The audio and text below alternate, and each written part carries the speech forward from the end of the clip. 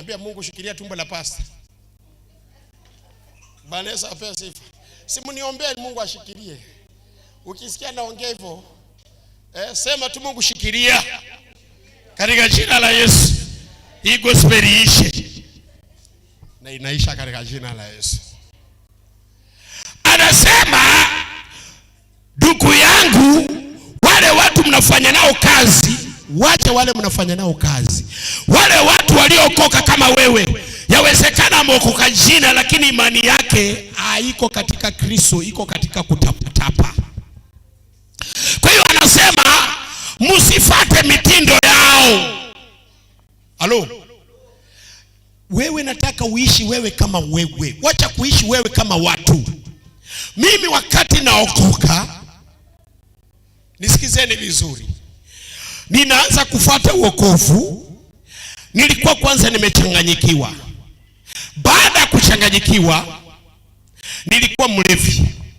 Hakuna mtu alikuwa ananiongelea ama ananitakia mazuri. Baada ya kusema nimeokoka, nimeanza kushika maombi, nimeanza kuzingatia kutoa sadaka bila mtu kuniambia, nimezingatia mikesha na mifungo. Nikaamua kuja Mombasa. Kukuja Mombasa nikawekwa Grace Room pale Vikwatani. Kazi ni neno la Mungu asubuhi tu jioni. Unahubiri neno lakini hujui kama utakula sapa ama lunch. Piga sadaka makofi. Yule aliyenileta ikabidi nimwambie kule nyumbani kuna mijengo. Nipe fare nirudi nikapige hii maisha ya kuishi kwa kubahatisha hii siwezani. Akaniambia hata usirudi nyumbani, pia hapa Mombasa kuna mijengo. Kama unaona injili haikufai achana nayo. Nitakutafutia kibarua kesho, kuna jamaa fulani nilimuombea muendange naye. Nikaangalia ile jua la huku, nikasema ngoja nipambane na huyu Yesu. Nikaendelea. Kilichonishangaza hatukuwa ile ranja. Ilikuwa inafika saa 2, tunakunywa maji, nafikiria hapa ni chuti. Unajua chuti kikwetu ni hapa tunalala. Nasikia mtu anagonga mlango. Pasa nimekuwa tu nasikia sauti ikiniambia niwaletee chakula. Nikaanza kuuliza huyu jamaa mama wamenichora, labda wameongea na huyu mtu ili kuni blackmail akili zangu. Haleluya. Lakini hiyo kukula kwa namna hiyo sikutaki, maana nyumbani nimehesabu ya leo ya kesho iko. Hii mambo ya kubahatisha ndio sitaki sasa. Siku moja akaondoka kwenda kuombea mtu Tanzania, akaniacha peke yangu, sina kitu kwa nyumba. Bwana Yesu apewe sifa. Na akazima simu. Hapo nilimuita Mungu. Sasa for the first time kuna dada anaitwa Adhuli Mpokomo. Akaniletea chapati na nyama. Akaniambia nimekuwa tu nyumbani, sauti kaniambia unakula hapa na mtumishi wangu analala njaa. Hapo nikaanza kujua kwa hivyo pia Mungu kumbe anaweza nijali. Nikaanza kuweka imani kwa Kristo. Hapo ndo niliweka imani na nikaweka imani sitalala njaa, sitakunjeka, hapo ndo nikaamini Mungu ananipenda mpaka leo. Kiukweli sijawahi kulala njaa kwa sababu Mungu kaninyima. Ni ile tu nikukosa hata kama ni juice, nitakuwa nimekula, lakini pale nyuma kulala tu chuti sijawahi, hata kama ni juice umekula kitu.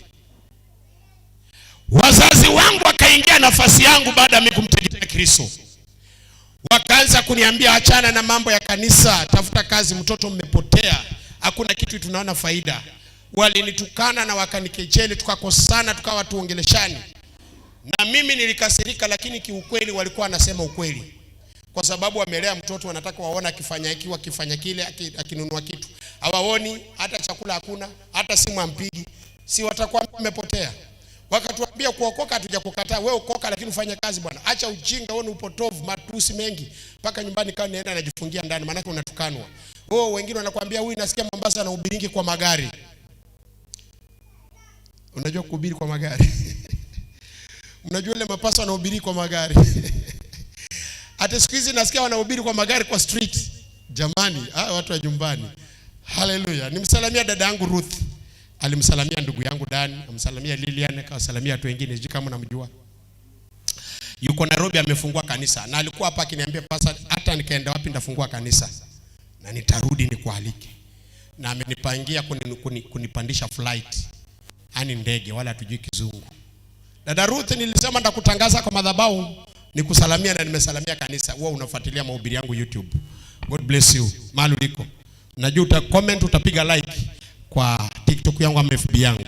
Maana amesema wasalamie kanisa na nimefungua kanisa na ile wimbo anamulika. Kweli anamulika. Haleluya. Sasa ni mchungaji na kanisa lake limejaa, anataka ndani kuhubiri na kuja hapa. Kama unamjua yule alikuwa agent wa kupeleka watu nje. Haleluya. Kuna mwingine aliitwa Regina. Wengi wamefungua church na wanaendelea. Wameniambia niwatie moyo, inawezekana. Haleluya. Kwa hivyo usifikiri mambo ni mzaa. Kesho utanialika katika jina la Yesu. Hili neno lisiwahi toka ndani mwako. Wazazi wakati walikuwa wamenikataa na kureject, nilifanya maamuzi ya kusema mimi na Yesu wangu nitamtafuta. Kitambo baba yangu akuje agree, sitaki kusema wapi tulipitia kwamba wewe ni mhubiri na anapata kafungu langu. Tulikuwa tuna miaka karibu 15, 6, 7. Katika wokovu kuna kitu inaitwa kuvumilia. Sema kuvumilia.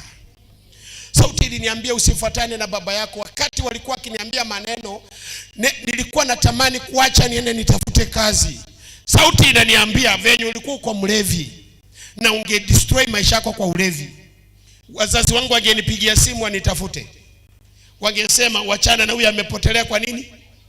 Kwa ulevi. Sio kweli? Na wakati mwingine natembea napata mtu amelewa paka amejikojolea. Ananiambia hebu muangalie mtu, unaonaje kama nisingekuokoa? Hiyo ndio picha uko nayo. Mama yako ama baba yako angekuwa na future na wewe hakuna. So angekuacha tu wewe. Kwa nini sasa hivi wanakukatalia uache? Nikaamua kusema kama nitapoteza maisha wacha nipoteze basi, kwa sababu kuliko ningepotezea ukaacha nipotezee kwa kuambia watu habari njema. Hata kama nitakosa chochote lakini kwa kuambia habari njema ngoja nipoteze na huko. Hivyo ndio ilikuwa maamuzi yangu ya mwisho. Bwana Yesu apewe sifa. Nilipofanya hivyo Mungu alifanya maajabu. Mungu alitenda miujiza. Mpaka leo naishingi kwa neema. Na maanisha nini? Usifate maamuzi ya mataifa. Baba yangu alikuweko na kama ningemsikiza nisingekuwa mbele yako leo, ningekuwa nafanya kazi mahali fulani. Na si kufanya kazi ni makosa, lakini ungeona uwepo ama utungekutana na wewe. Unanielewa vizuri?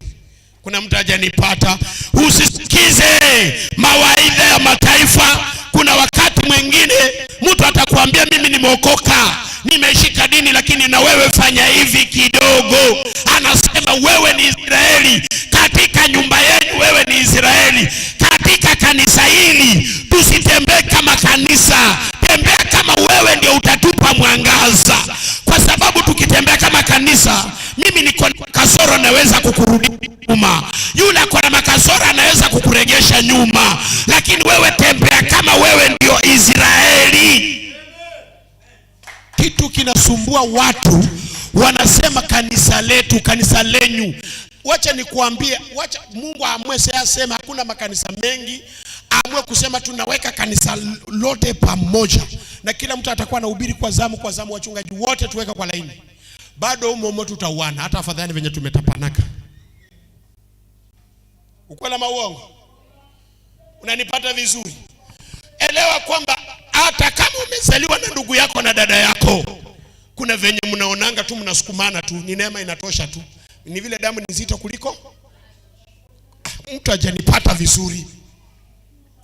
Wakati wewe unatembea na mtu yoyote, awe ni rafiki yako, anaweza kukushauri akakwambia huyu mume anakuchiti, achana naye.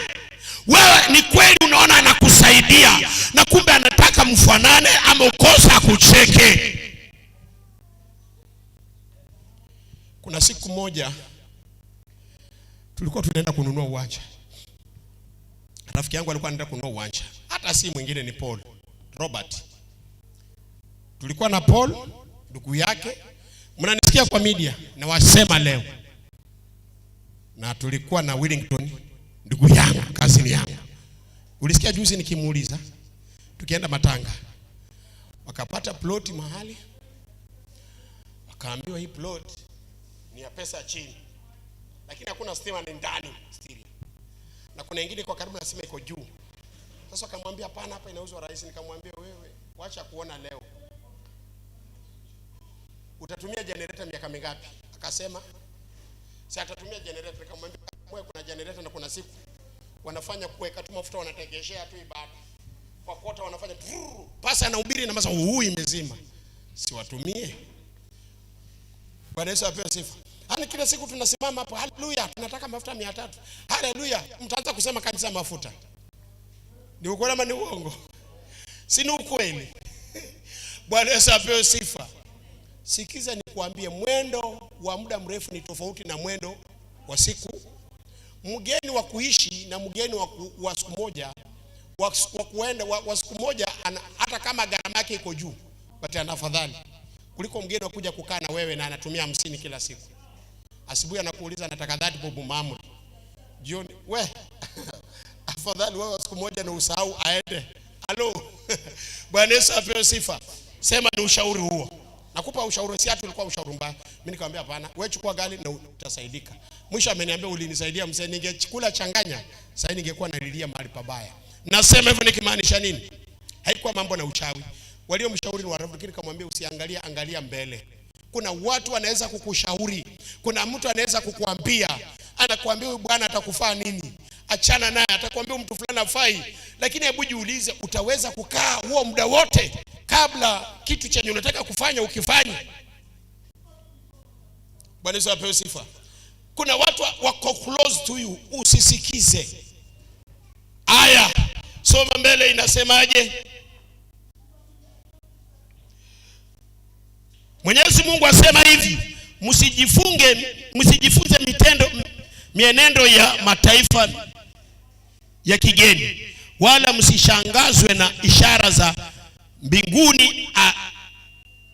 Acheni mataifa wengine washangazwe nazo. Piga sadaka makofi. Kuja hapo. Oh my goodness.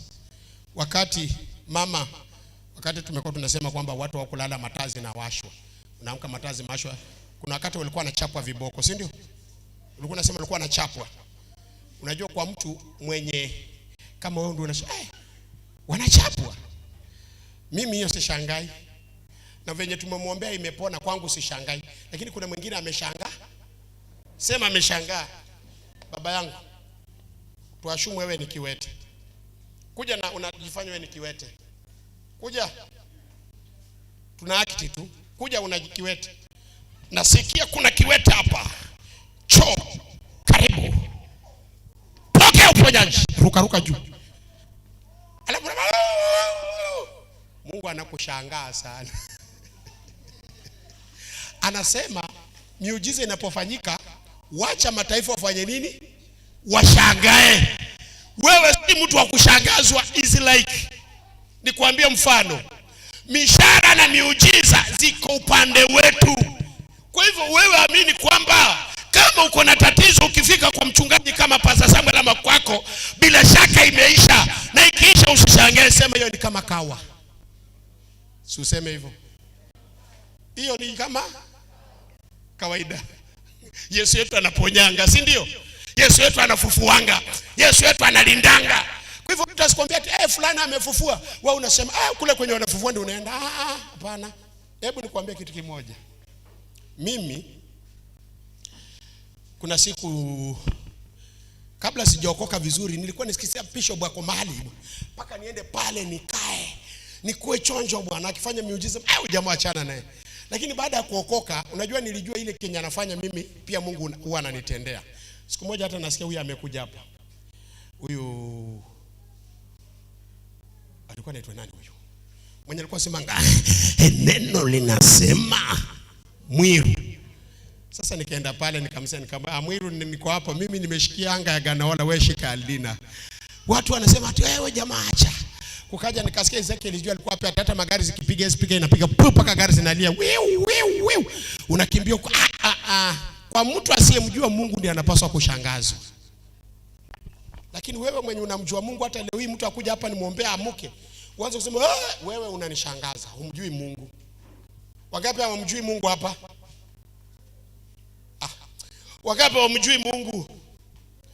Wacha nipe mfano mwingine. Njoo hapa Abdul. Njoo. Wewe utakuwa nakosesha. Wewe kujeni nyewe wawili, dogo njooni hapa. Dogo njooni hapa. Njooni hapa. Tuseme mfano. jamani watoto wangu wote, si ndio? Tulia hapa. Sasa wamekuja, alafu nichukue kitambaa. Niseme nataka kumpa kitambaa. Ambie wewe chukua hiyo. Alafu yeye anashanga, baba amempa kitambaa. Atakuwa ni chizi ama sio chizi? Si ndio? Anafaa ajue baba ako na vitambaa. Ni zamu yake umepewa. Wewe mwambie toka hapo umepewa bwana. Mwambie toka hapo umepewa. Toka hapo umepewa bwana. Mimi nangoja zamu ya, maana bado sote ni baba yeye. Kama huyo Yesu ametendea Samuel, wewe unasema kama Samuel umetendewa nipe nafasi, bado yeye ni baba yangu atanitendea. Si kitu cha kunishangaza hicho. Maana huyu baba aliyetenda atanitendea tu, bado ni baba yangu. Kwa hivyo hainishangazi. Lakini hebu nikuambie, njoni kidogo. Njoni sasa. Njoni sasa uone vile mtashangaa. Mang'ombe ongezeka. Mang'ombe ongezeka. Songa hapa. Hawa nabaki sasa kwa ni watoto wangu. Alafu huyu sasa si mtoto wangu, si ndio? Bwana Yesu apewe sifa. Wakati nawapea, mwenye atashangaa ni nani? Atasema, mna bahati baba yenu anawapeanga, si ndio? Si ndio? Atasema, baba kama amekupea gari. Si inakuwa kama jambo la kushangaa, kwa sababu mimi yeye si baba yake. Lakini hao kama amepewa wanasema, baba umepewa fulani na mimi.